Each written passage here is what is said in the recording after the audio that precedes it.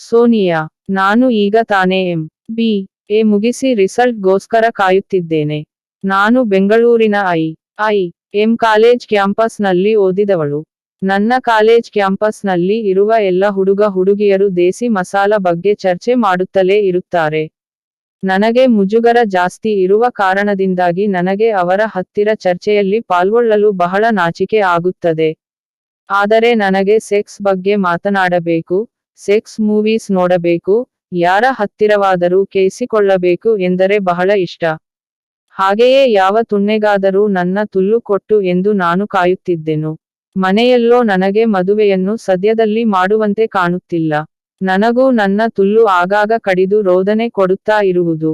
ನಮ್ಮ ಕಾಲೇಜ್ ನಲ್ಲಿ ಇರುವ ನನ್ನ ಸುಮಾರು ಫ್ರೆಂಡ್ಸ್ ಅವರವರ ಜೋಡಿಗಳೊಂದಿಗೆ ಡೇಟಿಂಗ್ ಇತ್ಯಾದಿಗಳಿಗೆ ಹೋಗಿ ತಮ್ಮ ಬಾಯಲ್ ಫ್ರೆಂಡ್ಸ್ ಹತ್ತಿರ ಕೇಳಿಸಿಕೊಂಡು ಮಜಾ ಮಾಡಿದ್ದಾರೆ.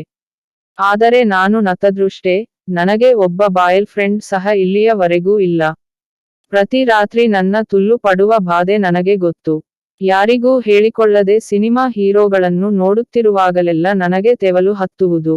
ಯಾರಿಗೂ ಗೊತ್ತಾಗದ ಹಾಗೆ ರಾತ್ರಿಯಲ್ಲಿ ನನ್ನ ತುಲ್ಲಿನಲ್ಲಿ ಪ್ಲಾಸ್ಟಿಕ್ ತುಣ್ಣೆ ತುರುಕಿ ಸಮಾಧಾನ ಮಾಡಿಕೊಳ್ಳುತ್ತಿದ್ದೇನೆ. ನನ್ನ ತಂದೆ ನನಗೆ ನಮ್ಮ ನೆಂಟರ ಗುಂಪಿನಲ್ಲೇ ಯಾರಿಗಾದರೂ ಕೊಟ್ಟು ಮದುವೆ ಮಾಡಿಕೊಡಬೇಕು ಅಂದುಕೊಂಡಿದ್ದಾರೆ. ಹೀಗೆ ನನ್ನ ಸೋದರತ್ತೆಯ ಮಗನು ನಮ್ಮ ಮನೆಗೆ ಬಂದನು. ಅವನನ್ನು ಚಿಕ್ಕ ವಯಸ್ಸಿನಲ್ಲಿ ನೋಡಿದ್ದು. ಆಗ ಅವರನ್ನು ಕಂಡರೆ ನನಗೆ ಆಗುತ್ತಿರಲಿಲ್ಲ. ಯಾವಾಗಲೂ ಗದರಿಸಿ ಹೆದರಿಸಿ ನನಗೆ ಅವನ ನೆನಪೇ ಬರದಂತೆ ಆಯಿತು ನನಗೆ. ಈಗ ಅವನನ್ನು ನೋಡಿದಾಗ ಸಖತ್ ಹ್ಯಾಂಡ್ಸಮ್ ಆಗಿ ಕಾಣುತ್ತಿದ್ದಾನೆ. ಆದರೆ ಅವನು ಅಷ್ಟಾಗಿ ಸಂಪತ್ತಿರುವ ಮನೆತನದವನಲ್ಲ. ಅವನು ಮತ್ತು ನನ್ನ ತಂದೆಯ ನಡುವೆ ಏನೋ ಗಲಾಟೆ ಆಗಿ ಮತ್ತೆ ಹಾಗೆಯೇ ಹೊರಟು ಹೋದನು. ಆಗ ನನ್ನ ತಂದೆಯನ್ನು ಏನಾಯಿತು ಎಂದು ಕೇಳಿದಾಗ ಅವನು ನನ್ನನ್ನು ಅವನಿಗೆ ಮದುವೆ ಮಾಡಿ ಕೊಡು ಎಂದು ಕೇಳಿದನಂತೆ. ನನಗೆ ಬಹಳ ಕೋಪವಾಯಿತು. ನಾನೇ ನನ್ನ ತೆವಲು ಬಾಧೆ ತಡೆಯಲಾರದೆ ನನ್ನ ತುಲ್ಲಿಗೆ ಪ್ಲಾಸ್ಟಿಕ್ ತುಣ್ಣೆ ತೂರಿಸಿಕೊಂಡು ಇದ್ದಲ್ಲಿ ನನ್ನ ತಂದೆ ಬೇರೆ ಹೀಗೆ ಮಾಡಿದ್ದು ನನಗೆ ಇನ್ನಷ್ಟು ರೇಗಿ ಹೋಯಿತು.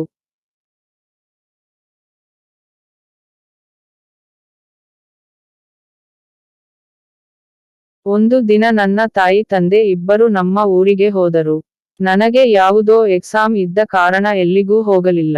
ಮನೆಯಲ್ಲಿಯೇ ಒಂಟಿಯಾಗಿ ಇದ್ದೆ. ಅಂದು ಭಾನುವಾರದ ದಿನ. ನನ್ನ ಅತ್ತೆಯ ಮಗನು ಮತ್ತೆ ನಮ್ಮ ಮನೆಗೆ ಬಂದನು. ಅವನಿಗೆ ನನ್ನ ತಂದೆ ತಾಯಿಯು ಊರಿಲ್ಲಿ ಇಲ್ಲದಿರುವುದು ತಿಳಿದಿರಲಿಲ್ಲ. ನನಗೋ ಅವನು ಬಂದಿರುವುದನ್ನು ನೋಡಿ ಬಹಳ ಸಂತೋಷವಾಯಿತು. ಹಾಗೆ ರೂಮಿನಲ್ಲಿ ಹೋಗಿ ಅವನನ್ನು ಕರೆದು ಅವನ ಜೊತೆಯಲ್ಲಿ ಕೇದಾಡಬೇಕು ಅನಿಸಿತು. ಅವನು ನನ್ನ ಬಳಿಗೆ ಬಂದು, ಅಮ್ಮ ಅಪ್ಪ ಎಲ್ಲಿಗೆ ಹೋಗಿದ್ದಾರೆ ಎಂದಾಗ, ಊರಿಗೆ ಹೋಗಿದ್ದಾರೆ ಎಂದೆನು. ಅವನು, ಯಾವಾಗ ಬರುತ್ತಾರೆ ಎಂದಾಗ, ನನಗೆ ಗೊತ್ತಿಲ್ಲ ಎಂದೆನು. ಅವನು, ಸರಿ, ನಾನು ಈಗ ಹೋಗಿ ಸ್ವಲ್ಪ ದಿನ ಬಿಟ್ಟು ಬರುತ್ತೇನೆ ಎಂದನು. ನನಗೆ ಬಹಳ ಬೇಜಾರಾಯಿತು. ಆದರೂ ಹೇಗೋ ಇವತ್ತು ಕೇಯ್ದು ಆಟ ಆಡಲು ಬೇಕೇ ಬೇಕು ಎಂಬ ಆಸೆಯಲ್ಲಿ ರೂಮಿಗೆ ಹೋಗಿ ನೈಟಿಯನ್ನು ಹಾಕಿಕೊಂಡು, ಮಾವ ಕಾಫಿ ಕುಡಿದುಕೊಂಡು ಹೋಗು ಎಂದೆ. ಅದಕ್ಕೆ ಅವನು ಸರಿ ಎಂದನು. ಅವನು ನೋಡುವುದಕ್ಕೆ ತುಂಬಾ ಚೆನ್ನಾಗಿರುತ್ತಾನೆ. ಉದ್ದವಾದ ಮತ್ತು ಸ್ವಲ್ಪ ದಪ್ಪವಾದ ಮೈಕಟ್ಟು, ನಮವಾದ ಹಣೆ, ಹಳೆಯ ಚಲನಚಿತ್ರಗಳಲ್ಲಿ ಬರುವ ಅಂಬರೀಷ್ ಅಣ್ಣಾವ್ರ ಹಾಗೆ ಮೀಸೆ ಹೀಗೆ ಎಷ್ಟೋ ಹೇಳಬಹುದು. ಅವನನ್ನು ಹಾಗೆಯೇ ಗುರ್ರನೆ ವಾರೆ ಕಣ್ಣಿನಲ್ಲಿ ನೋಡುತ್ತಿದ್ದೆ. ಅವನು ನನ್ನನ್ನು ಹಾಗೆಯೇ ತಿಂದುಹಾಕುವ ಹಾಗೆ ನೋಡುತ್ತಿದ್ದನು. ಅವನಿಗೆ ಚಹಾ ಕೊಟ್ಟು ಹಾಗೆ ಅವನ ಕೈಯನ್ನು ಹಿಡಿದುಕೊಂಡೆ. ಅವನು ಹಾಗೆ ಚಹಾ ಕುಡಿಯುತ್ತಿದ್ದಂತೆ ನಾನು ಬೆಡ್ ರೂಮಿಗೆ ಹೋದೆ. ಅವನು ಚಹಾ ಕುಡಿದು ಮುಗಿಸಿ ಹಾಗೆ ಬೆಡ್ ರೂಮಿನ ಕಡೆಗೆ ಬಂದನು. ನನಗೆ ತೆವಲು ಹತ್ತಿ ಕಿತ್ತುಕೊಂಡು ಹೋಯಿತು. ಹಾಗೆ ನನ್ನ ತುಟಿಯನ್ನು ಮೆಲ್ಲನೆ ಕಚ್ಚಿದೆ. ಅವನು ಹಾಗೆ ಬಂದು ನನ್ನ ತೋಳನ್ನು ಮುಟ್ಟಿದನು. ನನಗೆ ತಡೆಯಲು ಆಗಲಿಲ್ಲ. ಅವನ ತುಟಿಗೆ ನನ್ನ ತುಟಿಯನ್ನು ಸೇರಿಸಿ ಮೆಲ್ಲನೆ ಕಚ್ಚಿ ಹಾಗೆಯೇ ಚೀಪಿದೆ. ಅವನು ನನ್ನ ತುಟಿಯನ್ನು ಹಾಗೆಯೇ ಚೀಪಿದನು. ಅವನು ಹಾಗೆ ಮೆಲ್ಲನೆ ನನ್ನನ್ನು ಸುಮ್ಮನೆ ತಬ್ಬಿಕೊಂಡನು.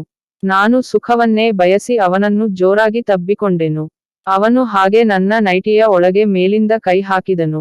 ನನ್ನ ಮೊಲೆಯನ್ನು ಮೆಲ್ಲನೆ ಹಿಸುಕಿದನು. ನನಗೆ ಬಹಳ ಮಜವಾಗಿತ್ತು. ಹಾಗೆ ನನ್ನ ಮೊಲೆಯ ತೊಟ್ಟನ್ನು ಬೆರಳಿನಿಂದ ಹಿಡಿದನು. ನನಗೆ ಸ್ವರ್ಗವನ್ನೇ ನೋಡಿದಂತಾಯಿತು. ಹಾಗೆಯೇ ನೈಟಿಯ ಕೆಳಗಡೆಯಿಂದ ಕೈ ಬಿಟ್ಟು ಹಾಗೆ ನನ್ನ ತುಲ್ಲಿನಲ್ಲಿ ಮೆಲ್ಲನೆ ಬೆರಳು ಬಿಟ್ಟನು. ನನಗೆ ಇನ್ನೂ ಮಜವಾಗಿತ್ತು. ಅವನು ಹಾಗೆಯೇ ತನ್ನ ಬಟ್ಟೆಗಳನ್ನು ಬಿಚ್ಚಿಕೊಂಡು ಬೆತ್ತಲೆಯಾಗಿ ನಿಂತು ಹಾಗೆಯೇ ನನಗೂ ನೈಟಿಯನ್ನು ಬಿಚ್ಚಿ ಬೆತ್ತಲೆ ಮಾಡಿದನು.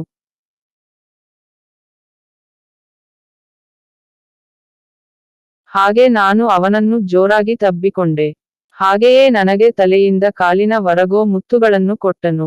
ನನಗೆ ಸ್ವರ್ಗವನ್ನೇ ನೋಡಿದಂತೆ ಆಯಿತು. ಹಾಗೆ ಅವನು ನನ್ನ ಮೊಲೆಗಳನ್ನು ಮೆಲ್ಲನೆ ಹಿಸುಕಿ ಹಾಗೆಯೇ ಚೀಪುತ್ತಿದ್ದನು. ಮತ್ತೆ ಹಾಗೆ ನನ್ನ ಹೊಟ್ಟೆ, ಸೊಂಟಗಳನ್ನು ಮುತ್ತು ಕೊಟ್ಟು ನೆಕ್ಕುತ್ತಾ ಹಾಗೆ ನನ್ನ ತುಲ್ಲಿನಲ್ಲಿ ಬೆರಳು ಹಾಕಿ ತುರುಕಿದನು. ನನಗೆ ನೋವು ಅನ್ನಿಸಿರಲಿಲ್ಲ, ಮಜವಾಗಿಯೇ ಇತ್ತು. ಹಾಗೆಯೇ ಅವನು ನನ್ನ ತುಲ್ಲಿನಲ್ಲಿ ಅವರ ನಾಲಿಗೆಯನ್ನು ಹಾಕಿ ನೆಕ್ಕುತ್ತಿದ್ದನು. ನನಗೆ ಇನ್ನೂ ಮಜವಾಗಿತ್ತು. ಹಾಗೆ ನಾನು ಅವನ ತುಣ್ಣೆಯನ್ನು ಹಿಡಿದುಕೊಂಡೆ. ಅವನ ತುಣ್ಣೆ ಕೂಡ ಬಹಳ ದೊಡ್ಡದಾಗಿಯೂ ದಪ್ಪವಾಗಿಯೂ ಇತ್ತು. ಹಾಗೆಯೇ ಅವನ ತುಣ್ಣೆಯನ್ನು ಹಾಗೆಯೇ ನೆಕ್ಕಿದೆ. ಮುಂದು ಭಾಗದಿಂದ ಚೀಪಲು ಆರಂಭಿಸಿದೆ. ಬಾಯಿಯ ಒಳಗೆ ಹಾಕಿ ತುರುಕಿಕೊಂಡು ಸ್ವಲ್ಪ ಸಮಯಗಳ ಕಾಲ ಚೀಪುತ್ತಿದ್ದೆ. ಅವನಿಗೆ ಇನ್ನಷ್ಟು ಚೂಲು ಹತ್ತಿತು. ಹಾಗೆ ಅವನು ನನ್ನ ಕಾಲುಗಳನ್ನು ಅಗಲಿಸಿದನು. ಹಾಗೆಯೇ ಅವನು ನನ್ನ ತುಲ್ಲು ನೆಕ್ಕಿದನು. ನೆಕ್ಕಿದ ಹಾಗೆಯೇ ಅವನ ತುಣ್ಣೆಯನ್ನು ಹಾಕಿ ಮೆಲ್ಲನೆ ತುರುಕುತ್ತಿದ್ದನು. ಹಾಗೆಯೇ ನನ್ನ ತುಲ್ಲು ಒದ್ದೆ ಆಗುತ್ತಿದ್ದಂತೆಯೇ ಅವನ ತುಣ್ಣೆ ಒಳಗೆ ಹೋಗುತ್ತಾ ಹೋಗುತ್ತಾ ನನಗೆ ಸುಖ ಆಗುತ್ತಿತ್ತು. ಹಾಗೆ ಸ್ವಲ್ಪ ಸ್ವಲ್ಪವಾಗಿ ಅವನು ವೇಗ ಅಧಿಕರಿಸಿ ಮತ್ತೆ ಜೋರಾಗಿ ಕೇದನು. ನನಗೆ ಬಹಳ ಮಜವಾಯಿತು. ಎಂದಿಗೂ ಇಂತಹ ಸುಖವನ್ನು ನಾನು ನನ್ನ ಬಾಳಲ್ಲಿ ನೋಡಿಲ್ಲ. ಹಾಗೆಯೇ ಕೇಯುತ್ತಿದ್ದಂತೆ ಅವನ ತುಣ್ಣೆಯಿಂದ ರಸ ಈಚೆ ಬಂದು ಒದ್ದೆಯಾಯಿತು ನನ್ನ ತುಲ್ಲು. ಹಾಗೆಯೇ ಅವನು ಪೋರ್ನ್ ಸ್ಟಾರ್ ನಂತೆ ನನ್ನನ್ನು ಬಗ್ಗಿಸಿ ನನ್ನ ತಿಕದಲ್ಲಿ ತುಣ್ಣೆಯನ್ನು ಹಾಕಿ ತುರುಕಿದನು.